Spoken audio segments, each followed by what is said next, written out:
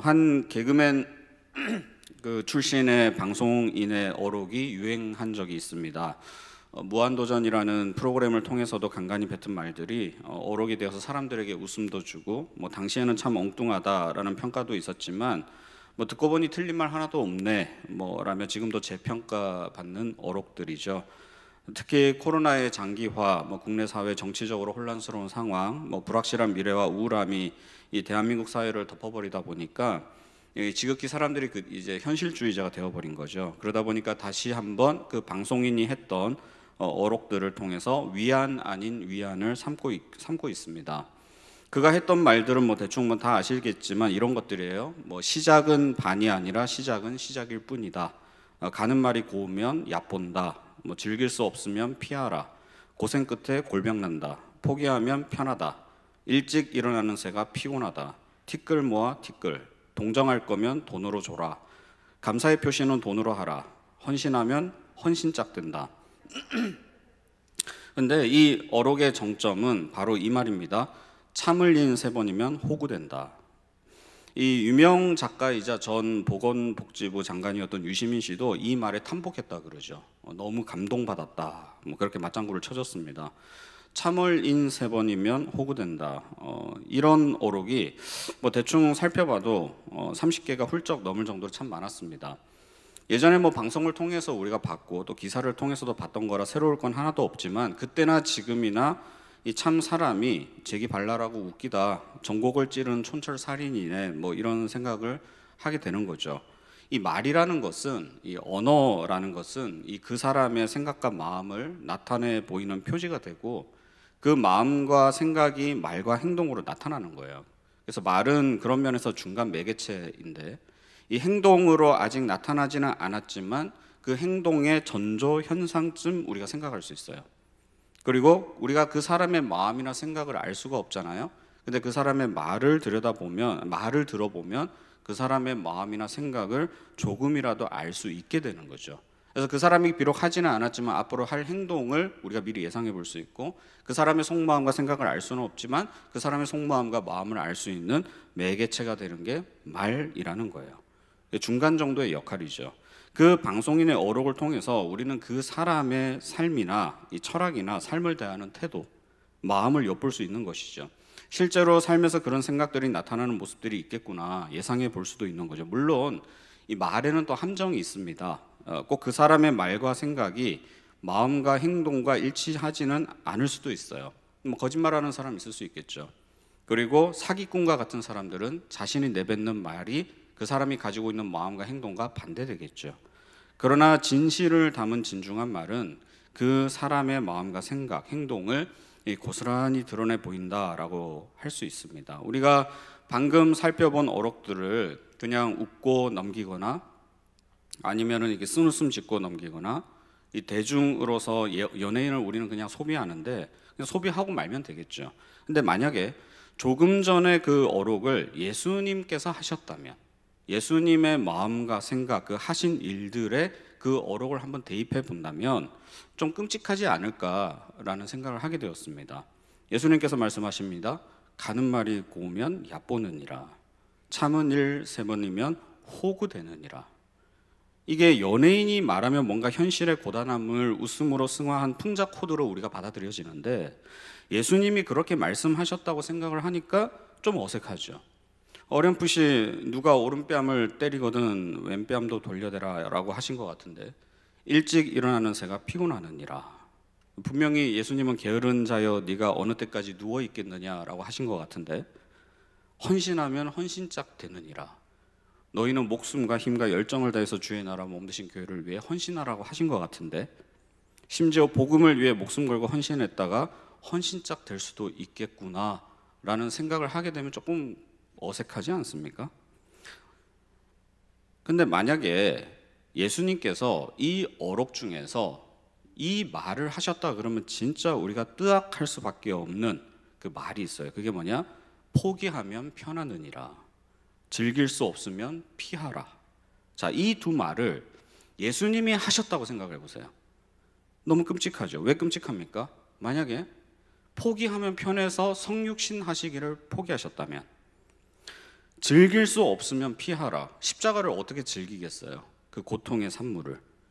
그 즐길 수 없으니까, 고통이니까 피하셨다면, 성육신을 포기하시고 십자가를 피하셨다면, 그래서 겟세마네 동산의 기도의 고백처럼 하실 수 있으시거든 이 잔을 내게서 돌려주시옵소서라고 고백했던 그 기도대로 행하셨다면, 그러면 어떻게 됐을까? 저 어록대로 우리가 위안을 삼고 통쾌함을 느끼는 저 한 연예인의 어록대로 예수님께서 공생의 삶을 사셨고 그렇게 살아가시다가 사역을 완수하고 가셨다면 상상만 해도 끔찍하지 않습니까? 저 연예인의 어록이 사람들의 위안을 주고 평안을 주며 통쾌함, 어떤 시원함을 주는 듯한 착각을 불러일으키죠. 왜 사람들이 주옥 같다고 축켜 세울까요? 왜 열광합니까? 왜 열광하죠? 열광하는 데는 이유가 있어요. 왜 사람들이 어느 물건을 파는데 몰려가죠? 왜 열광하죠? 왜 줄을 서서 기다려서 음식을 먹죠? 나에게 만족을 줘서 그래요. 그러면 이 연예인이 이러한 말을 방송 매체를 통해서 공급을 했을 때 그 말을 소비하는 우리 입장이 열광하는 이유는 뭐예요? 나에게 유익이 되니까 그런 거예요. 통쾌하거든요. 내 마음을 어찌도 저렇게 잘 알아주지? 이것을 우리가 알아채는 거예요. 그래서 우리 마음을 대변해 주니까, 내가 나를 사랑하고 섬기며 숭배하는 마음, 내 마음대로 하고 살며 누리고 싶은 그 마음, 내가 주권자가 되어서 삶을 다스리고 통제하며 주인이 되어 살아가기를 원하는 그 간절한 마음, 이것이 진정한 행복이라고 믿는 믿음. 신은 무슨 신이야? 신 따위가 어딨어? 지금 이 순간을 살아가고 있는 내가 소중해 하는 그 마음, 결국은 뭐예요? 우상 숭배라는 거예요. 나의 의를 있는 대로 드러내고 싶으며 내가 이 세상의 주인이 되어야 살아가야 한다는 이 강박이 빚어낸 우상 숭배, 끊임없이 하나님 대신 그 자리를 대체하려고 하는 우상을 섬기며 또 섬기는 인간, 하나님을 멀리 떠나 우상 숭배의 삶을 살아가다가 징계받으면 하나님께로 돌아왔지만 또 삶이 편안해지면 우상 숭배의 길로 가게 되고 또 돌아오고 구약의 선지자 시대가 보여주는 그 패턴이지 않습니까? 리처드 키스라는 사람이 오죽하면 인간은 끊임없이 하나님 대신 섬기고 예배할 우상을 찾고 만들어낸다라고 해서 우상공장이라는 책까지 썼을까요? 무엇이 우상입니까? 이 출애굽기 20장 4절에 보면 너를 위하여 새긴 우상을 만들지 말고 그랬습니다. 여기서 우상은 뭐예요? 신상이 우상입니까? 아니에요. 나를 위한 모든 게 우상이에요. 우리는 자꾸 우상 그러면은 어떤 목각, 불상, 어떤 형상, 이걸 자꾸 떠올리는데, 그래서 현대사회에서는 내가 그런 게 뭐니까, 집에 뭐 불상 없으시잖아요. 어떤 신상이 있지는 않으시잖아요. 부적 붙여놓지는 않으시잖아요. 거기에 절하지는 않으시잖아요. 그러다 보니까는 우상이 나오고 멀다고 우리가 자꾸 착각을 하는데, 우상이라는 건 너를 위하여 만든 그 무엇이에요? 그건 실체가 있을 수도 있고 없을 수도 있어요. 다만 중요한 건 뭐예요? 나를 위한 거, 나에게 만족을 준다라고 착각하는 거, 그것이 하나님을 대체하는 거, 그게 우상이라는 것입니다.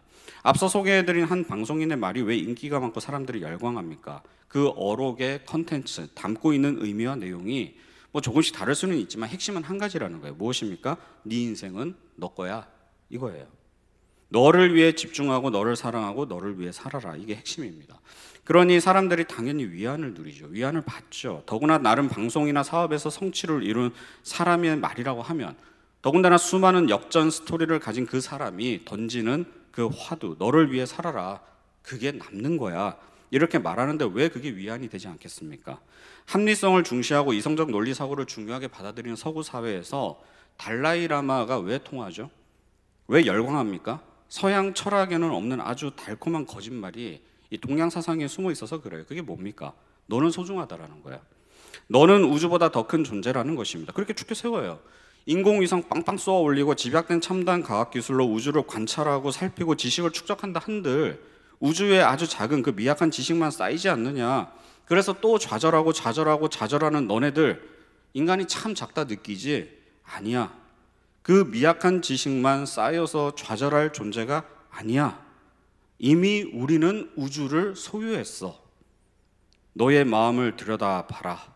눈을 감고 당신의 마음을 들여다보십시오. 그 마음이 곧 우주입니다. 저 무한한 우주를 담아내고도 남을 정도의 큰 무언가가 바로 지금 당신 안에 있는 그 마음입니다. 이렇게 심미적인 멘트를 날리면 혹시 영상 보셨어요? 그 수만 명이 모인 백인들이 그 깎아쓴 달라이 라마의 이 말에 눈물 흘리며 위로받고 있는 2020년대에 그러고 있다니까요. 그 열광하는 모습, 이런 미사여구는 사실 어려운 게 하나도 없잖아요. 이런 실체 없는 미사여구로 사람을 울리고 웃기는 것도 대단하지만 그 실체 없는 말에 열광하며 눈물 흘리는 저 수만 명의 사람들은 또 뭐지? 그것도 이성을 중시하는 합리주의 문화권에서 왜 저러고 있지? 이런 생각을 하게 되더라는 것입니다. 왜 사람들이 위로를 받아요?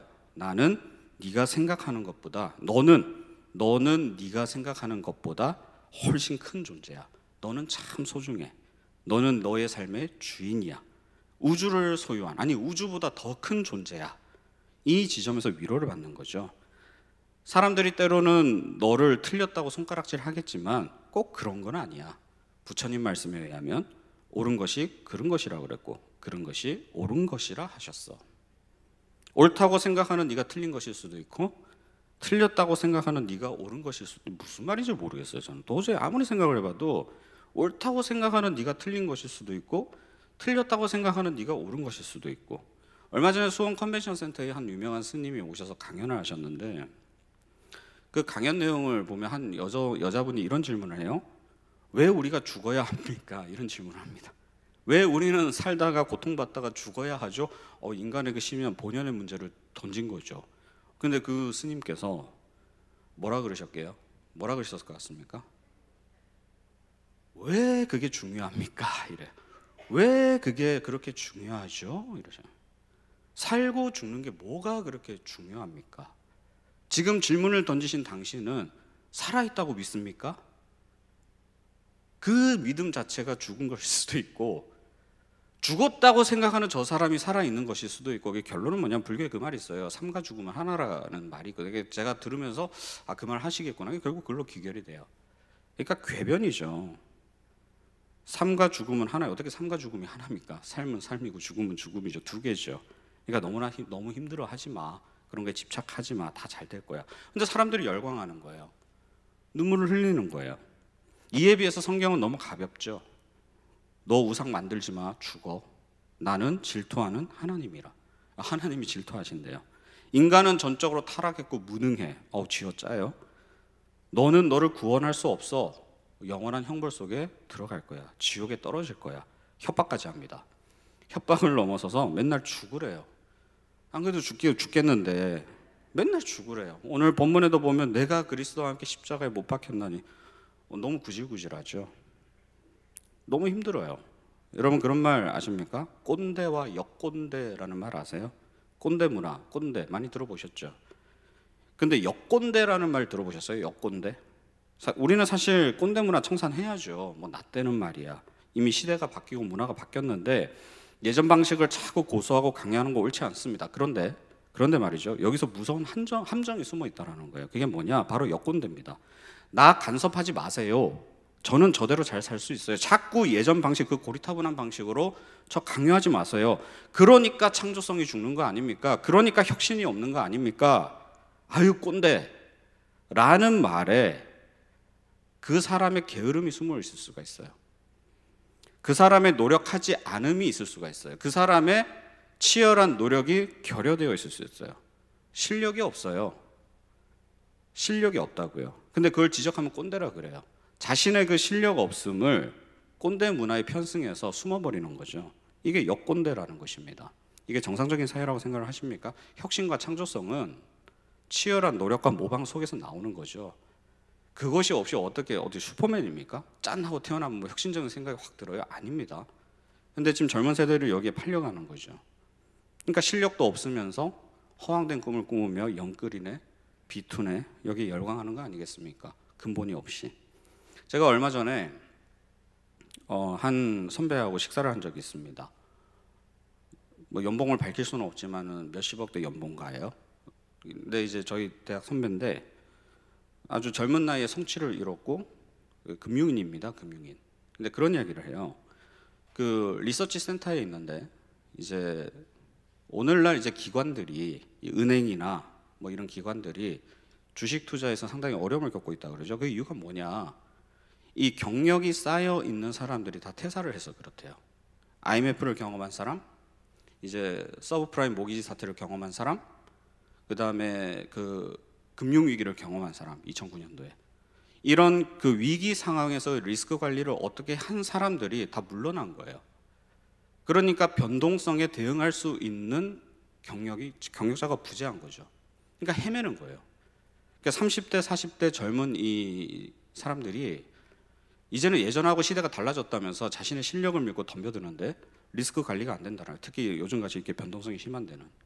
그래서 그런 경력이 중요한데 문제는 뭐예요? 그걸 자꾸 들먹이면 꼰대네, 뭐네, 간습하네, 시대에 뒤떨어졌네.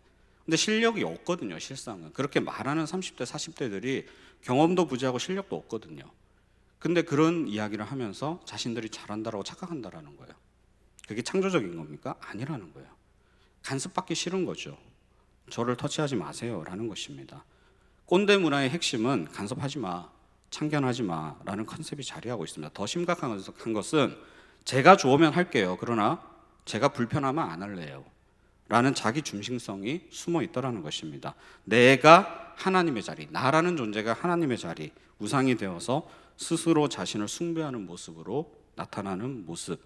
하지만 주님은 우리에게 뭐라고 말씀하십니까? 내가 너를 위해 십자가에 못 박혀 죽었단다. 나는 사실 그럴 이유가 전혀 없는데 나는 나를 사랑해서 나를 위해 나를 십자가에 던진 게 아니라 너를 너무도 사랑해서 너를 위해 내 자신을 목숨을 던졌다. 이 위대한 사랑의 음성으로 우리에게 다가오시는 것입니다. 나는 너를 위해 다 주었는데 이제 너는 너를 위해 사는 것이 아니라 너를 위해 다 준 나를 위해 한번 살아보지 않겠니? 우리는 내가 그리스도와 함께 십자가에 못 박혀 죽었다라는 말을 좀 불편하게 받아들일 수 있어요. 왜냐하면 죽는다라는 말이 주는 부정적인 뉘앙스가 워낙 커서 그렇습니다. 그런데 이렇게 생각해 보면 어떨까요? 만약에 여러분에게 스스로 자신을 봤을 때 정말 구질구질한 모습 있으시죠? 저도 있어요. 정말 이렇게 살고 싶지 않은데 뭐 속된 말로 생겨 먹은 게 이러다 보니까 정말 그 모습을 덜어내고 싶은데 내 인생 가운데, 내 인격 가운데, 내 삶 가운데 덜어내고 싶은데 안 덜어지는 거예요. 확 제거해버리고 싶은데 제거가 안 되는 거예요. 그래서 항상 그 같은 문제에 넘어지고 답답해하고 그런단 말이죠. 근데 그게 일순간에 제거된다면, 그것이 확 죽어버린다면 속 시원하지 않으시겠습니까? 너무 기쁘지 않으시겠어요? 이제 좀 더 진보된 인생, 진화한 인생, 발전된 인생을 살아갈 수 있겠구나. 이제는 그와 같은 반복된 실수를 하지 않겠구나. 이런 자신감에 충만하지 않겠습니까? 마찬가지라는 거예요. 만약에 우리로 하여금 영원한 파멸과 영원한 죽음과 돌이킬 수 없는 영원한 저주 속으로 우리를 인도하는 그 무언가가 제거가 된다면, 덜어내어진다면, 그것이 죽어버린다면 그것은 죽이는 게 당연한 거 아니겠습니까? 우리가 죽는다라는 말을 너무 심각하게 받아들여서 내가 십자가에 주님과 함께 못 박혀 죽었다라는 것을 부정적으로 무겁게 또 쥐어짜는구나 이렇게 받아들이면 곤란하다라는 것이죠. 만약에 우리 안에 암세포가 있다면, 사람은 누구나 암세포를 가지고 있습니다. 근데 우리가 암 환자냐 아니냐라고 구분하는 것은 그 암세포가 면역세포보다 많아지기 시작하면, 면역세포가 우리 안에 있는 암세포보다 힘이 약하면 암 환자가 되는 거예요. 우리 모두는 암세포를 가지고 있어요. 다만 그게 드러나지 않은 거죠. 묶여 있는 겁니다. 뭐에 의해서? 건강한 세포에 의해서 묶여 있는 거예요. 만약에 우리 안에 암세포가 점점 생명력이 왕성해진다면, 나 죽기 싫어요, 나도 생명인데 이러면서 막 왕성해진다면 기쁘시겠습니까? 할 수만 있다면 그 암세포는 죽어서 없어져 버려야 되는 거죠. 십자가에 못을 박든 어떻게 하든 없어져야 되는 것이죠. 우리가 우리 자신을 영원한 파멸로 이끄는 우상, 나의 옛사람, 죄에 물든 모습이 십자가에 못 박혀 죽어서 우리가 그것으로부터 자유할 수 있다면 그게 얼마나 기쁜 일이겠습니까? 그 일을 누가 하셨어요? 예수님이 하셨다라는 것이죠. 왜요? 우리를 너무도 사랑해서, 너를 위해서 나는 나를 다 내어줬는데 우리는 나를 위해서 나를 사랑해서 나를 위해서만 살아가고 있더라는 것입니다. 우리가 만약에 저는 죄와 율법에서 완전히 자유하고 싶어요.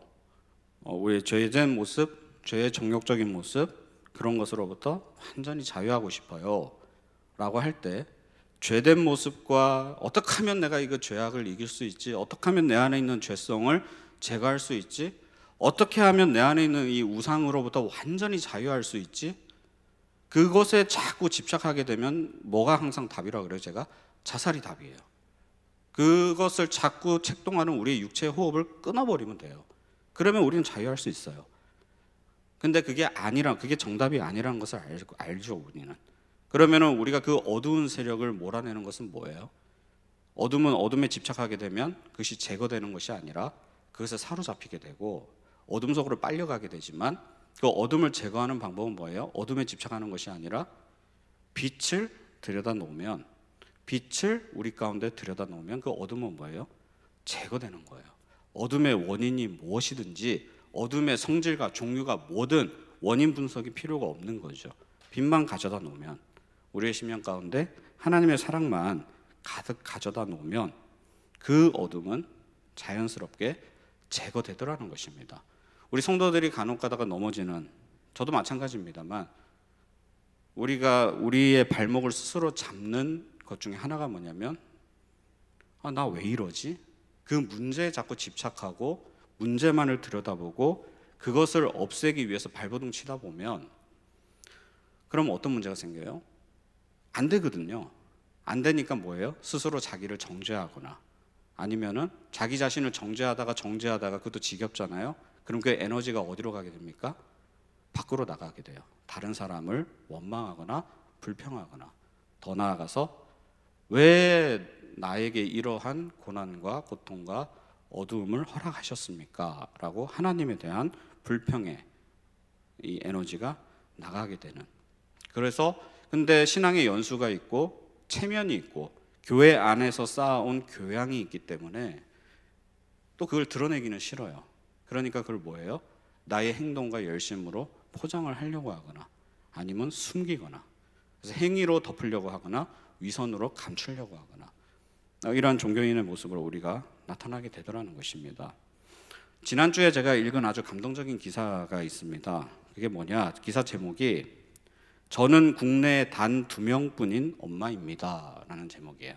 33살, 부산에 사는 33살 김지은 씨라는 분의 사연인데요. 이분이 10대 때에 심장 이상 기능이 발견이 됐어요. 이유 없이 자꾸 10대인데 숨이 차고 손발이 끝이 너무 차가워지면서 자주 이제 호흡 곤란을 겪더라는 거죠. 그래서 병원 가서 정밀 검사를 받아보니까 선천적으로 심장에 문제가 있었던 것이고, 그게 이제 10대에 그게 발견이 된 거죠. 그때부터 연명 치료가 계속되었습니다. 수년간 이어지는 연명 치료를 받고 있는 와중에 병원에서 하는 말이 뭐예요? 이 사람은 결국 이제 심장 이식을 받지 않으면 20대를 넘기기가 어렵습니다라는 진단을 받았어요. 그러니까 죽음의 시간이 점점 다가오는 것이죠. 근데 너무 감사하게도 이 10년 넘게 치료를 받아오다가 이제 적당한 적합한 심장 기증자가, 이 사고로 뇌사 상태에 빠진 한 심장 기증자가 나타나서 그 심장을 이식받게 되었다라는 것입니다. 그 후로는 숨이 고르게 돌아가기 시작하고 온몸에 온기가 돌기 시작하고요, 온몸에 힘이 나타나기 시작하고 말초신경에 다가오는 통증들이 다 사라졌다 그래요. 왜요? 피가 건강하게 돌기 시작하니까 그랬다라는 것이죠. 심지어 사랑하는 사람을 만나서 결혼까지 하게 되었고 가정을 이루게 되었습니다. 근데 이 심장 이식 환자는 할 수 없는 게 한 가지가 있는데, 그게 뭐냐면 출산을 못해요. 심장 이식을 받게 되면 지속적으로 복용해야 되는 그 특수한 약들이 있고요. 그리고 이 출산이라는 게 대부분 경험해 보셨겠지만 이게 보통 과정이 아니잖아요, 그죠? 저도 딸 아이 하나 있는데 23시간 진통했거든요. 저도 힘들었는데 그 당사자는 얼마나 힘들었겠어요. 얼굴 다 터지고 눈 다 터지고 실핏줄 다 터져가지고 정말 온몸에 핏줄이 다 터져가지고 결국 그 아이를 이제 출산하는 걸 제가 옆에서 다 보지는 못했고요. 남자는 좀 비겁한 면이 있어서 한 12시간 정도 본 것 같아요. 10시간 도저히 힘들어서 자리를 피해 있었습니다. 근데 아무튼 23시간의 진통 끝에 아이가 태어났는데 그 과정이 너무 힘들잖아요, 그죠? 그러다 보니까 심장 이식을 받은 사람은 약품 때문에도 그렇지만 또 그 과정이 너무 많은 에너지를 소비하기 때문에 출산이라는 것을 거의 불가능에 가깝습니다. 근데 2013년도에 한 여성이 이 제왕절개로 아이를 출산하게 되었고요. 이 2020년에 이 김지은 씨가 우리나라에서는 두 번째로 심장 이식 환자로서는 출산 여성이 되었습니다. 그래서 너무 예쁜 딸을 가지게 된 거예요. 근데 이제 이 김지은 씨가 그런 고백을 해요. 심장 이식을 받고 나서 내가 건강한 몸을 가지게 되었을 때는 이제 내 인생은 내게 아니야. 저 사람 때문에 내가 살게 된 거야. 착하게 살아야지. 건강하게 살아야지. 남에게 피해 끼치지 않고 살아야지. 약간 그 도덕적인, 율법적인 이러한 의식으로 살아왔는데 아이를 낳을 수 없다 그래도 낳았잖아요. 그죠? 내가 죽을 수밖에 없는데 심장 이식을 받아서 생명을 얻었어요. 그것도 감사한데 그 생명을 얻은 내가 33살에 기적과 같이 또 다른 생명을 출산을 하고 나서 보니까 너무 그게 뭐예요? 압박이 아니라 감사로 다가온 거예요. 다시 그 심장, 얼굴도 모르는 그 영웅이라고 칭할 수밖에 없는, 나에겐 영웅이니까 영웅이라고 칭할 수밖에 없는 그분이 다시 떠오르면서 당신이 남기고 간 그 생명이 또 다른 생명을 낳게 됨에 감격하며 감사하며 나에게 그 심장을 이식해준 그분을 생각하며 이 아이를 건강하게 바르게 잘 양육하겠습니다. 그래서 편지를 썼어요. 편지를 쓰고 얼굴도 모르고 본 적도 없고 또 그 가족들조차도 모르지만 그 영웅이라는 사람에게 감사합니다. 마지막에 뭐예요? 꼭 다시 만나게 되면 뜨거운 가슴으로 안아드리고 싶습니다. 그래서 사랑합니다. 이렇게 고백을 하는 그 기사였습니다. 제가 그걸 보면서 너무 감동받았어요. 복음이 이거구나. 그렇지 않습니까? 그러니까 사실은 우리가 김지은 씨가 심장 이식을 받았지만 그 심장 이식을 받아서 앞으로 살아갈 날은 사실은 뭐 60년, 70년, 80년, 100년이 채 안 될 거잖아요. 그죠? 인간의 육신은 수명이 있기 때문에.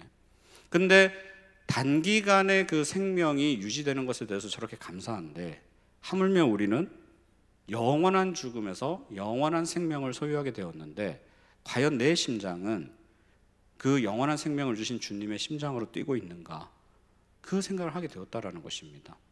육신의 생명을 연장시켜준 그 은혜에도 저렇게 감사해서 사랑하고 다짐하고 늘 그 아이를 볼 때마다 바르게 키워야지. 근데 그게 율법적인 것이 아니라 나에게 그 영웅이라는 사람의 심장에 빚이 있기 때문에 이 아이는 저 사람과 내가 함께 낳은 아이이기 때문에 내가 함부로 할 수 없겠지 라는 그 마음으로 그 아이를 볼 때마다 감사와 사랑을 되새기고 있는데 하물며 우리는 영원한 죽음에서 영원한 생명으로 옮긴 바 된 그 심장을 주신 주님에 대해서 어떠한 태도와 마음과 감정을 가지고 있을까요?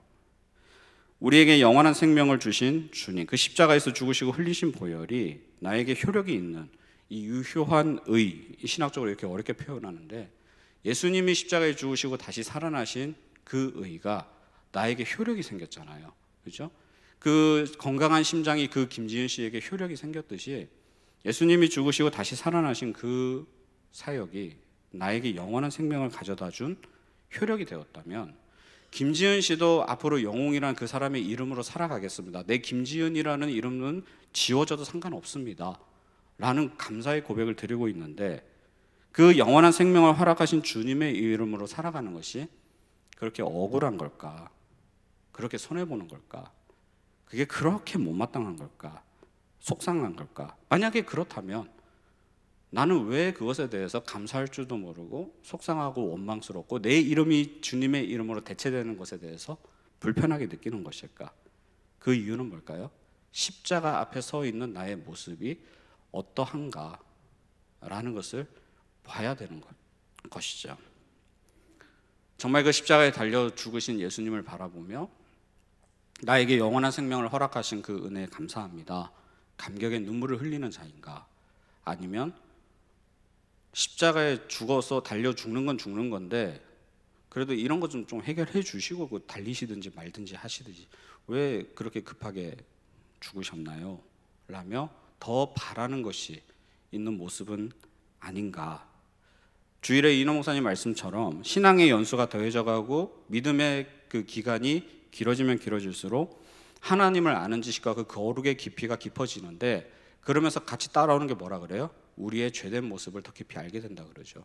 그럴 때 여러분은 그것을 어떻게 그 간극을 메우냐라고 할 때 그게 십자가가 점점 더 커져야 되는데, 뭐가 커지는 거예요? 우리의 행위와 우리의 위선과 우리의 경험과 나의 의가 그 자리를 대체하기 시작한다면 결국 그것은 뭐예요? 십자가를 초라하게 만드는 것이요, 내가 나를 구원하겠다라고 달려드는 종교인의 모습이 아닌가. 그것이 결국 우상이 작동해서 나를 그러한 죄성이 두드러지게 만드는 것은 아닌가. 그걸 우리가 점검해 봐야 된다는 것이죠. 이 시간에 십자가를 바라보면서 그 앞에 있는 나는 진심을 다해 주님을 사랑합니다 라는 감사와 그 사랑의 고백을 드리면서 나를 너무도 사랑해서 나를 위해서 기꺼이 자신을 내어주신 주님의 그 한량없는 사랑이 여러분의 소망이 되고 우리의 심령을 가득 채우는 그 은혜와 회복의 시간이 가득하시기를 주님의 이름으로 축원합니다. 이 시간에 그가 오신 이유 우리 같이 찬양하고 기도하겠습니다.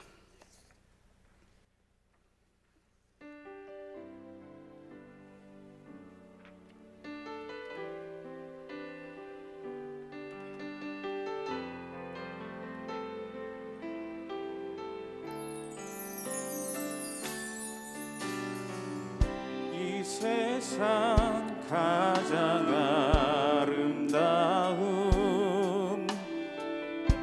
순종의 눈물, 온 세상 다시 빛나게 한, 온 세상 다시 빛나게 한 생명의 눈물,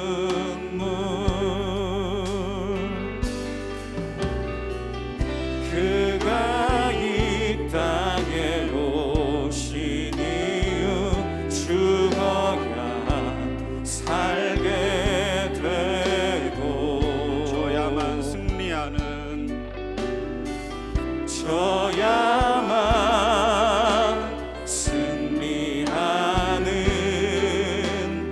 놀랍고 영원한 신비 지으신 그대로 회복시킨 우리의 창조주 그리스도, 십자가의 길로 아버지 뜻 이루셨네. 그가 이 땅에 오신 이유 이제 우리에게 맡겨진 그 소망, 그 사랑, 그 생명, 아름답고 눈부신 십자가의 길, 우리가 이 땅에 살아갈 이유, 지으신 그대로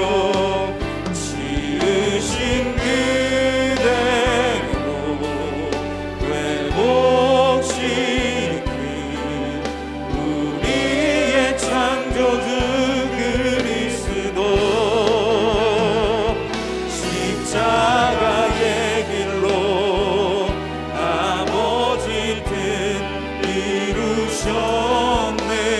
그가 이 땅에 오신 이유 이제 우리에게 맡겨진 그 소망, 그 사랑, 그 생명, 아름답고 눈부신 십자가의 길, 우리가 이 땅에 살아갈 이유. 네, 기도 제목은 제가 읽어드리겠습니다. 나의 옛사람은 그리스도와 함께 십자가에 못 박혀 이미 죽었으므로 더 이상 죄가 우리를 주관치 못함을 항상 믿으며 죄와 싸워 이기고 모든 우상을 내려놓게 하소서. 죄로 물든 나를 사랑하사 나를 위해 자기 자신을 버리신 주님의 사랑을 항상 기억하고 그 감격으로 의의 열매를 거두며 삶 속에서 하나님의 영광이 드러나는 도구가 되게 하소서. 세속의 물결이 거세지는 시대 가운데 다음 세대 자녀들을 지켜주시고 영원하신 하나님의 말씀과 참된 소망으로 자녀들을 양육하여 그들이 진리 가운데 세워지게 하소서. 이 시간 말씀을 생각하시면서 또 이 기도 제목을 중심으로 이 시간 같이 합심하여 기도하도록 하겠습니다. 하나님 아버지,